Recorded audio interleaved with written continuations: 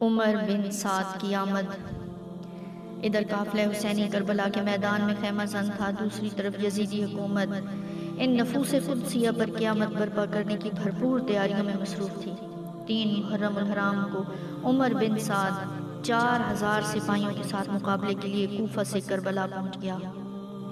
ابن زیاد نے یہ لشکر ولم کے لیے تیار کیا تھا، لیکن جب حضرت امام حسین رضی اللہ تعالیٰ عنہ کا معاملہ پیش آیا تو اس نے عمر بن سعد کو حکم دیا کہ پہلے حسین کی طرف جاؤ اور اس سے فارغ ہو کر ولم کی طرف جانا۔ عمر بن سعد نے حضرت امام حسین پر حملے سے انکار کر دیا، کیونکہ عمر بن سعد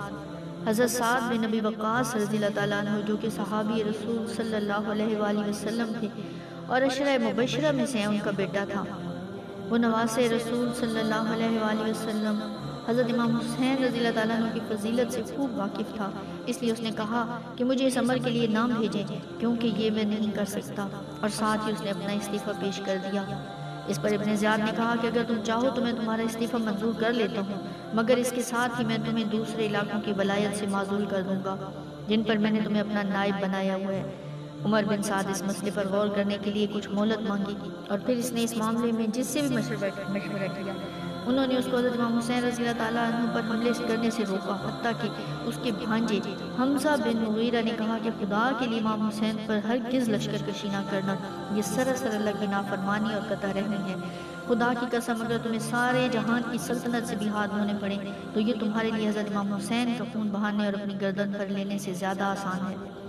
ابن سعد نے کہا کہ انشاءاللہ میں ایسا ہی کروں گا، مگر جب ابن زیاد نے اسے معزول کرنے کے علاوہ قتل کرنے کی دھمکی دی تو وہ 4000 کے لشکر کے ہمراہ حضرت امام حسین کی طرف روانہ ہو کر 3 محرم کو کربلا پہنچ گیا، اور پھر برابر پیچھے سے کمک پہنچتی رہی، یہاں تک کہ ابن سعد کے پاس 22000 کا لشکر جمع ہو گیا۔ کتنی حیرت کی بات ہے کہ حضرت امام حسین رضی اللہ تعالیٰ عنہ کے ساتھ کل 72 آدمی تھے، جن میں بیویاں اور بچے بھی تھے، اور پھر وہ جنگ کے ارادے سے بھی نہیں آئے، اس لیے لڑائی کا سامان بھی نہیں رکھتے تھے، مگر اہل بیت نبوت کی شجاعت اور بہادری کا ابن زیاد پر اتنا اثر تھا کہ ان کے مقابلے کے لیے 22000 کا لشکر جرار بھیج دیا،